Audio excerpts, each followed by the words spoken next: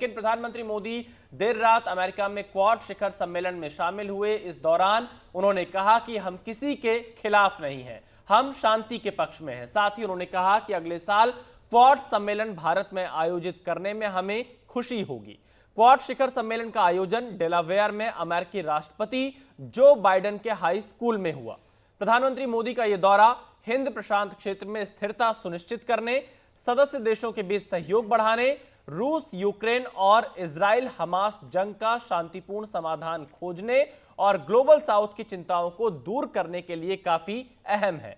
Quad शिखर सम्मेलन के एजेंडे की अगर हम बात करें तो इसमें रूस यूक्रेन जंग पर चर्चा के साथ पश्चिम एशिया में तनाव कम करने पर फोकस रहा। हिंद प्रशांत क्षेत्र में क्षेत्रीय स्थिरता पर चर्चा के साथ चीन की सेना और कारोबारी चिंताओं पर भी बातचीत हुई। विशेषज्ञों के मुताबिक क्वाड के गठन का अहम अघोषित मकसद हिंद प्रशांत क्षेत्र में आने वाले इलाकों में चीन के बढ़ते दबदबे पर लगाम लगाना है। चीन लगातार हिंद महासागर में अपनी गतिविधियां बढ़ाता जा रहा है, साथ ही पूरे दक्षिण चीन सागर पर भी अपना दावा ठोक रहा है। चीन भी क्वाड संगठन को अपने सुपर पावर बनने की राह में रोड़ा मानता है। चीन को डर है कि भारत दूसरी महाशक्तियों के साथ मिलकर चीन के लिए बड़ा खतरा बन सकता है। भारत और अमेरिका की बढ़ती रणनीतिक साझेदारी से भी चीन परेशान रहता है।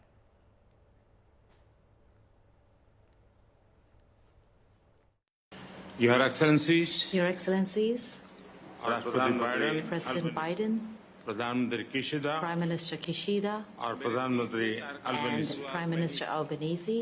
आज मेरे तीसरे कार्यकाल के It शुरुआत gives में ही me immense pleasure आज to क्वाड समिट में मित्रों के participate साथ at की this 20वीं Quad वर्षगांठ को Summit मनाने की today मुझे with बहुत friends. खुशी हो रही है। Very राष्ट्रपति early Biden on in my ने third क्वाड की term, 20वीं वर्षगांठ को मनाने के लिए there विल्मिंगटन cannot से be राष्ट्रपति a बाइडेन better बेहतर place. जगह नहीं हो सकती। President विल्मिंगटन Biden, एमट्रेक जो के रूप में आप जिस प्रकार से इस शहर और डेलावेयर से जुड़े रहे हैं, कुछ वैसा ही रिश्ता आपका क्वाड से भी रहा है।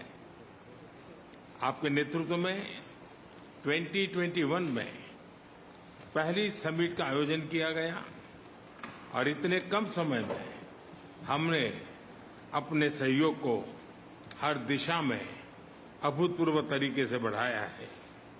इसमें व्यक्तिगत रूप से आपकी बहुत महत्वपूर्ण भूमिका रही है। मैं क्वाड के लिए आपकी दृढ़ प्रतिबद्धता, आपके नेतृत्व और आपके योगदान के लिए आपको हृदय से धन्यवाद देता हूं। फ्रेंड्स, हमारी बैठक ऐसे समय हो रही है जब विश्व तनावों और संघर्षों से घिरा हुआ है। ऐसे में साझा डेमोक्रेटिक वैल्यूज के आधार पर क्वाड का मिलकर साथ चलना पूरी मानवता के लिए बहुत ही महत्वपूर्ण है। हम किसी के खिलाफ नहीं हैं। हम सभी एक रूल्स बेस्ड इंटरनेशनल ऑर्डर, संप्रभुता और क्षेत्रीय अखंडता के सम्मान और सभी मसलों के शांतिपूर्ण ढंग से हल निकालने का समर्थन करते हैं। फ्री, ओपन, इंक्लूसिव और प्रॉस्परस इंडो पैसिफिक हमारी साझा प्राथमिकता और साझा प्रतिबद्धता है। हमने मिलकर health security, critical and emerging technologies, climate change, capacity building जैसे क्षेत्रों में कई सकारात्मक और समावेशी इनिशिएटिव लिए हैं। हमारा मैसेज साफ है, quad is here to stay, to assist, to partner and to complement. मैं एक बार फिर राष्ट्रपति बाइडेन और सभी साथियों का अभिवादन करता हूं। 2025 में क्वाड लीडर्स समिट का आयोजन भारत में करने में हमें खुशी होगी। बहुत बहुत धन्यवाद। तो आपने सुना क्वाड शिखर सम्मेलन में प्रधानमंत्री नरेंद्र मोदी ने क्या कुछ कहा। शांतिपूर्ण समाधान की बात यहां पर प्रधानमंत्री मोदी की तरफ से कही गई, जो तमाम विवाद हैं उनको लेकर, और इसके साथ ही यहां पर एक फ्री और ओपन इंडो पैसिफिक की बात को प्रधानमंत्री मोदी ने दोहराया है। हमारे साथ प्रेम भंडारी जी जुड़ रहे हैं, जो कि अध्यक्ष हैं Rajasthan association of north America के। प्रेम जी, आपका स्वागत है। उमाशंकर सिंह हमारे साथ जुड़े हुए हमारे सहयोगी, और कादम्बिनी शर्मा भी हमारे साथ स्टूडियो से जुड़े हुए हैं। प्रेम जी, सबसे पहले कैसी तैयारी है भारतीय समुदाय के लोगों की अमेरिका में, क्योंकि प्रधानमंत्री मोदी अब न्यूयॉर्क के लिए रवाना हो चुके हैं और उनका एक बड़ा कार्यक्रम भारतीय समुदाय के लोगों को संबोधित करने का भी प्रस्तावित है। बहुत जबरदस्त तैयारी है। अभी कुछ ही देर में न्यूयॉर्क लैंड होने वाले हैं माननीय प्रधानमंत्री मोदी साहब, और जिस होटल में जा रहे हैं वहाँ ऑलरेडी भारतीय समुदाय के लोग पिछले 1 से 1.5 घंटे से इंतजार कर रहे हैं उनका स्वागत करने के लिए। आपने सुबह भी देखा होगा फिलाडेल्फिया इंटरनेशनल एयरपोर्ट पे इंडियन डायस्पोरा सभी क्षेत्र के लोग वहाँ पे घंटों तक मोदी साहब का इंतजार कर रहे थे। और ये भी कहना चाहूँगा कि सीक्रेट सर्विस तथा गुप्तचर एजेंसियों की मनाही के बावजूद मोदी जी प्यार करते हैं इंडियन डायस्पोरा से, इंडियन डायस्पोरा प्यार करता है मोदी जी से, और सुरक्षा एजेंसियों की अनदेखी करते हुए भी मिले बगैर नहीं रहते हैं जी। तो इसके लिए बहुत बहुत साधुवाद जी, तो देश के यशस्वी प्रधानमंत्री जी को। प्रेम भंडारी जी बता रहे हैं कि अब से थोड़ी देर में न्यूयॉर्क पहुंचने वाले हैं प्रधानमंत्री मोदी। उमाशंकर सिंह, क्योंकि हमने देखा है कि पीएम मोदी जब भी विदेश दौरों पर जाते हैं तो वो भारतीय समुदाय के लोगों के साथ जरूर मुलाकात करते हैं, बातचीत करते हैं, उनके साथ संवाद करते हैं, और उसी परंपरा को प्रधानमंत्री मोदी इस बार भी आगे बढ़ाते हुए नजर आ रहे हैं। जी बिल्कुल, हमने मेडिसन स्क्वायर देखा, फिर हमने ह्यूस्टन में हाउडी मोदी प्रोग्राम देखा, और पिछले साल जब प्रधानमंत्री मोदी अमेरिका गए थे तो भारतीय समुदाय को अलग से तो कुछ ऐसा संबोधन उन्होंने नहीं दिया, लेकिन जब वो व्हाइट हाउस के अंदर गए तो उन्होंने भारतीयों के लिए दरवाजे खुलवा दिए थे। और वहाँ जो संबोधन में उन्होंने इस बात का जिक्र किया कि तकरीबन 30 साल पहले जब वो व्हाइट हाउस को बाहर से देख रहे थे तो एक भारतीय के तौर पे उनकी इच्छा थी कि वो अंदर कैसे जाएं। तो आज जब उन्होंने कहा कि आज जब मैं प्रधानमंत्री के तौर पर अंदर आया हूँ तो मैं उन तमाम भारतीयों को एक मौका, मैंने उनके लिए मौका निकाला है कि वो व्हाइट हाउस को अंदर से देख सकें। तो अपने आप में एक सांकेतिक बात थी, और इसके ज़रिए वो कहीं ना कहीं जो वहाँ भारतीय हैं उनको एक नई पहचान देने का काम करते हैं। और जैसा कि मैंने जिक्र किया कि ह्यूस्टन में मैं था जब हाउडी मोदी प्रोग्राम था, वहाँ पे स्टेडियम खचाखच भरा हुआ था, और बहुत सारे भारतीयों से मैंने बात की जो कि अमेरिका के अलग अलग हिस्सों से उस वक्त आए थे, और उनसे हमने जानना चाहा कि आखिरकार इस तरह के प्रोग्राम में शिरकत करके आपको मिलता क्या है। तो उनकी तरफ से जवाब आया था कि एक पहचान मिलती है, रह तो यहाँ सालों साल से रहे हैं, पहले भी कई प्रधानमंत्री आते रहे, लेकिन इस तरह का जो कनेक्ट है वो नहीं फील होता था। अब जब प्रधानमंत्री मोदी इस तरह के प्रोग्राम को करते हैं तो एक कनेक्ट फील होता है, और एक पहचान, एक जो गर्व से सिर उठा, भारतीय के तौर पे सिर ऊंचा उठाकर चलने की जो एक जो कॉन्फिडेंस है वो आता है। तो इसलिए उस नज़रिए से अगर देखें तो काफ़ी अहम रहता है इस तरह का जो संबोधन है,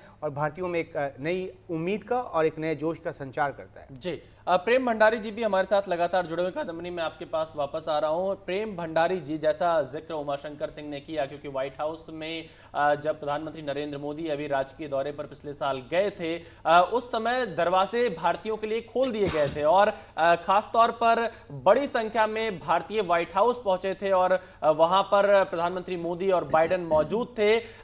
किस तरह से देखते हैं पीएम मोदी का भारतीय समुदाय के लोगों के साथ कनेक्ट, उनसे मुलाकात करना, उनसे बातचीत करना और व्हाइट हाउस के दरवाजे खुलवा देना?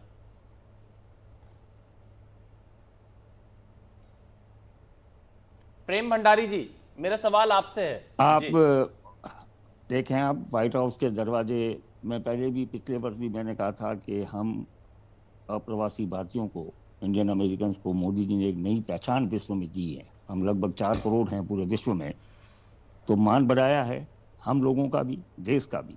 पर मैं उससे भी बड़ी बात कहना चाह रहा हूँ, आप मुझे दुनिया के 3 ग्लोबल लीडर्स के नाम बता दें जिनकी मित्रता अमेरिका, रशिया और यूक्रेन तीनों के साथ समान रूप से हो, जिनकी बात अमेरिका भी सुनने को तैयार, रशिया भी सुनने को तैयार, यूक्रेन भी सुनने के लिए तैयार। तो मोदी जी तो एक ग्लोबल लीडर हैं, वैश्विक नेता हैं, जो सम्मान मोदी साहब का सारा विश्व कर रहा है, तो निश्चित रूप से मैं थोड़ा सा आपके व्हाइट हाउस से हटके ये कह रहा हूँ कि हम 2030 तक निश्चित रूप से तीसरी अर्थव्यवस्था बनने जा रहे हैं। ईश्वर मोदी साहब का अभी अभी बर्थडे रहा है 17 तारीख को, दीर्घायु करें, 2029 में पुनः प्रधानमंत्री बने, और वो दिन दूर नहीं है जब हमारा देश विकसित देशों की गिनती में 2047 से पहले ही आ जाएगा। जी, तो देखिए प्रेम भंडारी जी ये बता रहे हैं कि कैसे भारतीयों को एक नई पहचान विदेश में जो रहने वाले हैं उनको मिली है। कादम्बिनी, जिस बात का जिक्र प्रेम भंडारी जी ने किया कि प्रधानमंत्री मोदी ही एक ऐसे वर्ल्ड लीडर हैं जो अमेरिका के साथ भी बातचीत कर सकते हैं, रूस के साथ भी बातचीत कर सकते हैं और यूक्रेन के साथ भी बातचीत कर सकते हैं, और वो बातचीत करके उन्होंने दिखाया भी है। तो क्या ये माना जाए, हालांकि पीएम पहले रूस गए, फिर यूक्रेन गए, अब अमेरिका गए हैं, हो सकता है कि आने वाले दिनों में वो एक बार फिर से ब्रिक्स के लिए रूस जाएं, तो क्या समाधान पीएम के ही फॉर्मूले से निकलेगा इस पूरे विवाद का? देखिए, सबसे अच्छी बात यह है कि भारत ने कोई फार्मूला नहीं दिया है। जैसे चीन ने एक 12 सूत्री फार्मूला दे दिया था, लेकिन उसको मानने से यूक्रेन ने साफ इनकार कर दिया। सबसे अच्छी बात यह है कि भारत जो है वो चाहता है कि जो भी पीस प्रोसेस हो उसमें जो मुख्य पार्टीज़ हैं वो ज़रूर इन्वॉल्व हों, क्योंकि अगर कोई भी ऐसा पीस प्रोसेस होता है जो कि स्विट्ज़रलैंड में हुआ जहाँ पर रूस नहीं था, तो उसका एंड रिज़ल्ट क्या होगा, उसमें कुछ भी सामने निकल कर नहीं आएगा। तो भारत जो है बहुत यूनिक पोजीशन में है। लाख दबाव के बावजूद उसने, ऐसा नहीं है कि रूस के साथ अपने संबंध तोड़ लिए हों, यूक्रेन से भी उसके अच्छे रिश्ते हैं, तो बात वो पुतिन से भी कर लेते हैं और अच्छी खासी कर लेते हैं, उनके साथ भी अच्छी केमिस्ट्री है, उनके मुंह पर सामने बैठ के बोल देते हैं कि ये युद्ध का काल नहीं है। आज की तारीख में कितने नेता जो हैं वो इस प्रकार से बोल पाएंगे खुले तौर पर। जब यूक्रेन जाते हैं तो यूक्रेन को भी ये आश्वासन रहता है कि वो जो भी बात होगी उस पर गंभीरता से भारत सोचेगा और बिना किसी पक्षपात के सोचेगा, और उसके बाद साफ तौर पर कह भी देगा। आपको याद होगा कि जब यूक्रेन और रूस से जब वापस आए पीएम, तो उन्होंने जो बाइडेन से बात की उन्होंने, और उसके बाद जब यूक्रेन से वापस आए तो पुतिन से बात की। तो ये जो एक यूनिक पोजीशन है भारत का, और एक इन्होंने एक जो स्टैंड लिया हुआ है कि हम किसी के पक्ष में नहीं है, हम शांति के पक्ष में, तो ये सबसे बड़ी बात है जो इस चीज़ को संभव करती है कि वो बात भी करते हैं और उनकी बात बहुत गंभीरता से सुनी भी जा रही है। जी विशाल, बिल्कुल की बात में एक बात जोड़ना मैं चाहूँगा कि जब यूक्रेन दौरे पर प्रधानमंत्री मोदी थे, मैं वहाँ उस दौरे को कवर कर रहा था, और हमारी जो मुलाकात है भारतीय पत्रकारों की वो राष्ट्रपति ज़ेलेंस्की से भी हुई, और ज़ेलेंस्की ने प्रधानमंत्री मोदी के साथ अपनी मुलाकात को बहुत ऐतिहासिक बताया। हालांकि उस बात को लेकर क्रिटिकल भी नज़र आए कि भारत जो है वो रूस से तेल लेता है, रूस की वॉर इकोनॉमी को वो एक तरह से फ्यूल देता है, फ्यूल करता है, तो इस बात को लेकर वो क्रिटिकल थे। लेकिन सबसे अहम बात यह है कि उन्होंने ये एक मेरे सवाल के जवाब में ही उन्होंने ये बात कही कि भारत की उनको सख्त ज़रूरत है, और क्योंकि भारत एक बड़ी अर्थव्यवस्था है और उसका अपना असर है, तो चाहे वो रूस हो या फिर वो यूक्रेन हो, दोनों ही देशों का ये मानना है कि इस युद्ध का समाधान या उस समाधान की दिशा में जो प्रभावशाली कोई कदम है वही देश अपना सकता है जो एक मजबूत और बड़ी अर्थव्यवस्था हो। चाहे वो ब्राज़ील अपनी तरफ से कोशिश कर रहा है या फिर जो भारत है वो कोशिश कर रहा है, चीन भी अपनी तरफ से कोशिश कर रहा है, जैसा कि जिक्र कादम्बिनी ने भी किया कि 12 सूत्री फार्मूला लेकर वो आ गया, हालांकि नाकाम हो गया। और अगर छोटे देश के तौर पर बात करें तो हंगरी भी अपना एक फार्मूला लेकर आया था, लेकिन राष्ट्रपति ज़ेलेंस्की ने सिरे से उसको खारिज कर दिया। तो उम्मीद की एक जो निगाह है वो भारत की तरफ है, और ख़ासतौर पे ज़ेलेंस्की ने साफ तौर पे ये बात कही कि भारत से उनको उम्मीद है कि वो कोई बैलेंसिंग एक्ट न करे, बल्कि वो यूक्रेन के साथ खड़ा हो। हालांकि इस बात को लेकर बहस हो सकती है, भारत का परंपरागत दोस्त रहा है रूस, भारत कभी उसका साथ नहीं छोड़ सकता।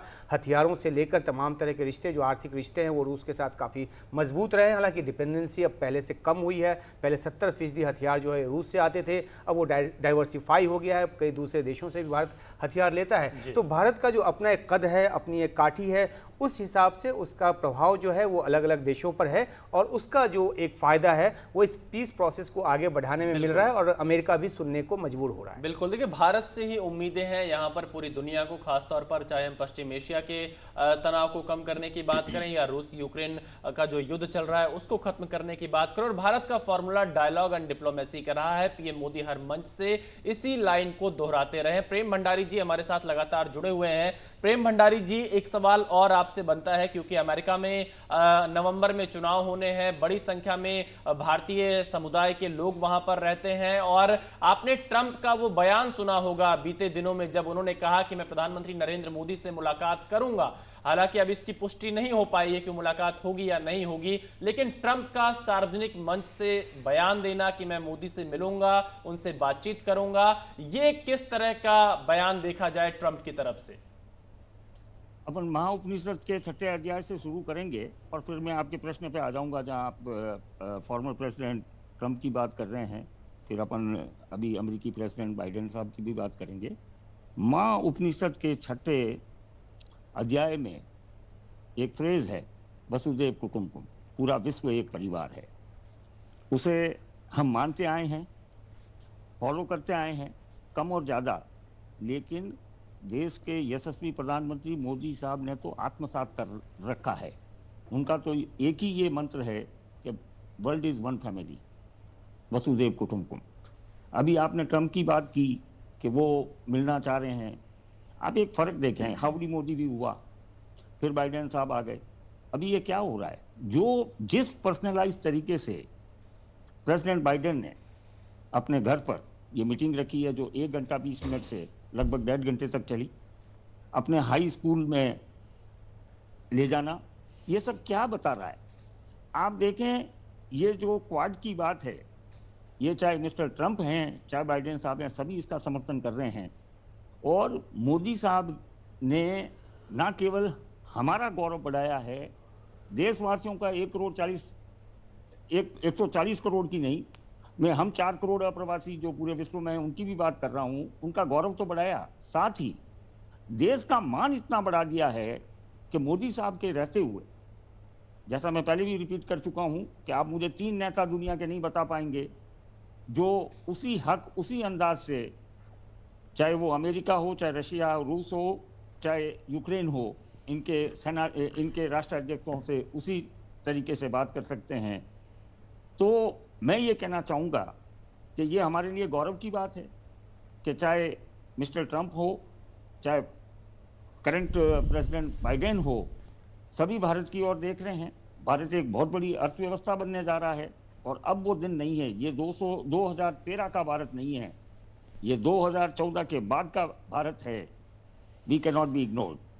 जी, तो देखिए प्रेम भंडारी बता रहे हैं कि कैसे भारत को लगातार स्वीकार किया जा रहा है तमाम बड़े मंचों पर और भारत की भूमिका लगातार बढ़ती जा रही है। कादम्बनी, जब इससे पहले हम चर्चा कर रहे थे कैंसर मॉनशूट को लेकर जो कार्यक्रम हुआ है, खासतौर पर इससे निपटने के लिए जो सहयोग की बात की जा रही है, ये इस दौरे में एक काफी महत्वपूर्ण कदम माना जाएगा कि जब 4 देशों के बड़े नेता इस मुद्दे पर एक साथ चर्चा कर रहे हैं।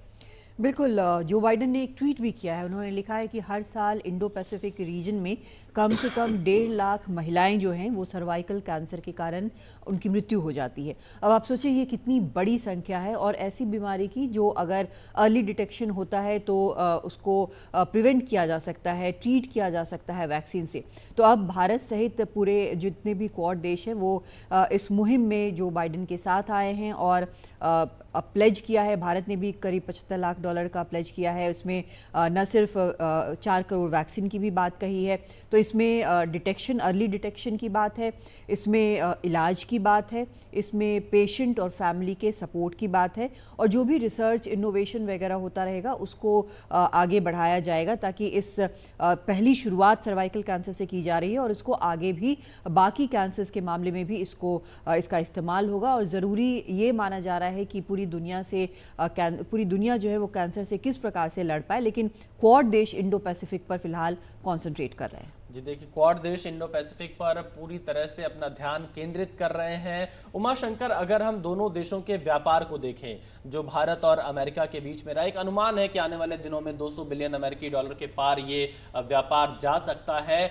उस लिहाज से कितना महत्वपूर्ण है ये दौरा, क्योंकि लगातार इस सिलसिले में बातचीत चलती रहती, कई अहम कदम उठाए जाते दोनों देशों की तरफ से। जी बिल्कुल, एक बहुत ही सेंसिटिव इशू है जहाँ तक व्यापार की बात है। और अभी आपने जिक्र किया था पूर्व राष्ट्रपति डोनाल्ड ट्रंप के उस बयान की कि वो प्रधानमंत्री मोदी से मिलना चाहते हैं, प्रधानमंत्री मोदी उनसे मिलने आ रहे हैं। उसी बयान में उन्होंने इस बात का भी जिक्र किया था और भारत की कड़ी आलोचना की थी कि वो जो इम्पोर्ट ड्यूटी है उसको लेकर जो ट्रंप का जो एक रवैया रहा है भारत के प्रति वो आलोचनात्मक रहा है। उस बयान में भी उन्होंने आलोचना की थी।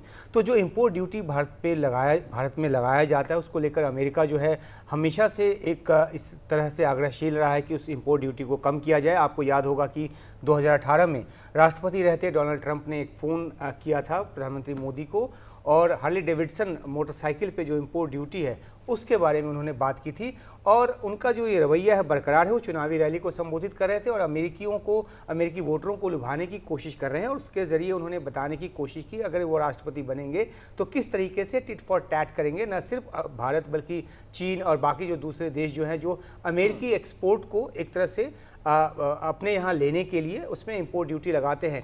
तो भारत और जो अमेरिका के बीच ट्रेड वॉल्यूम बहुत ज़्यादा है, लेकिन इंपोर्ट ड्यूटी की वजह से पिछले कुछ समय में जो अमेरिका का जो एक्सपोर्ट है यानी भारत में जो इंपोर्ट है उसमें गिरावट आई है और अमेरिका को ये नागवार गुजर रहा है और अमेरिका चाहता है कि जो एक्सपोर्ट हो उसका भारत की तरफ वो बढ़े। तो टैक्स को लेकर दोनों देशों में एक जो स्थिति है उसको जो एक डिस्प्यूट्स है खासतौर पे WTO से जुड़े जो डिस्प्यूट्स हैं उसको तोड़ने की कोशिश की जा रही है, उसको रिजॉल्व करने की कोशिश की जा रही है और इस लिहाज से जो व्यापारिक संबंध है वो काफ़ी अहमियत रखते हैं। बिल्कुल, देखिए व्यापारिक संबंध काफी अहमियत रखते हैं। Kadambini, summit of the future की अगर हम बात करें, क्योंकि वो कार्यक्रम कल होना है, प्रधानमंत्री उसमें शामिल होंगे, ग्लोबल साउथ की आवाज वहां पर तो पीएम मोदी उठाते हुए नजर आ सकते हैं, लेकिन इसके साथ ही जो स्थायी सदस्यता की बात लगातार संयुक्त राष्ट्र सुरक्षा परिषद में चल रही है उसे कितना बल मिलेगा, क्योंकि अमेरिका समेत कई देश भारत के समर्थन में है इस मुद्दे पर।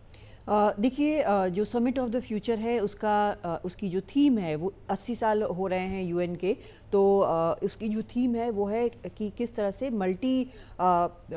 जो कई सारे देश हैं वो कैसे सॉल्यूशन निकालते हैं भविष्य के लिए।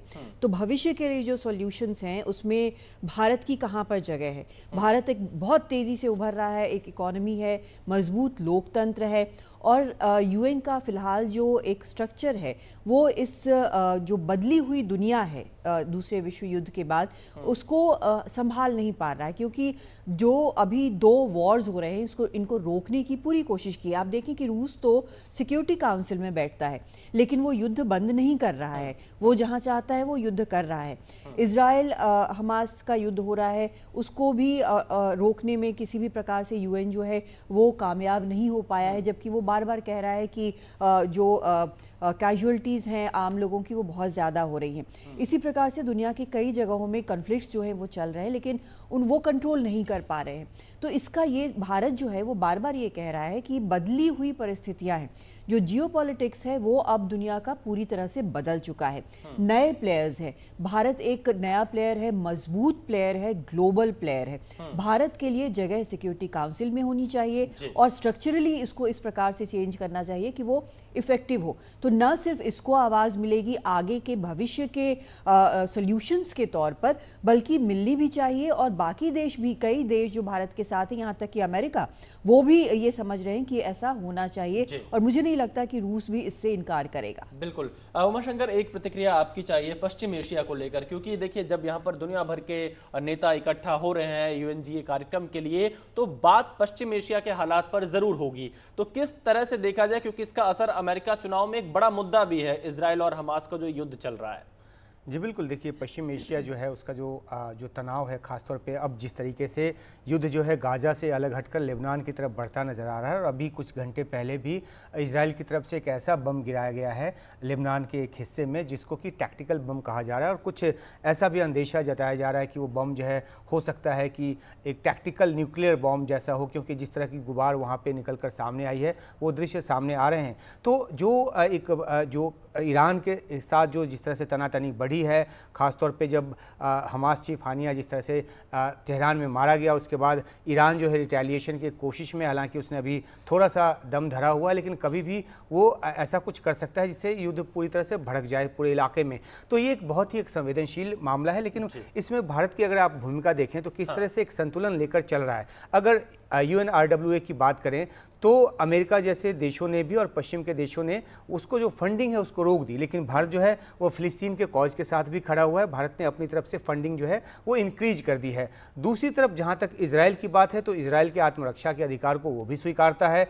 जो 7 अक्टूबर का जो हमास का हमला हुआ उसको भारत ने आतंकवादी हमला करार दिया, हालांकि भारत हमास को आतंकी संगठन नहीं मानता है और फिलिस्तीन कॉज के लिए वो खड़ा रहता है। दो राष्ट्र सिद्धांत, दो राष्ट्र समाधान की लगातार बात करता रहा है। और 3 दिन पहले ही जब यूएनजीए में एक वोटिंग हुई जिसमें कि जो ऑक्युपाइड इलाके हैं फिलिस्तीन के इजराइल की तरफ से, उसको खाली करने की जो बात यूएनजीए में एक प्रस्ताव के तहत पारित किया गया, भारत ने उस वोटिंग से अपने आप को गैरहाजिर रखा।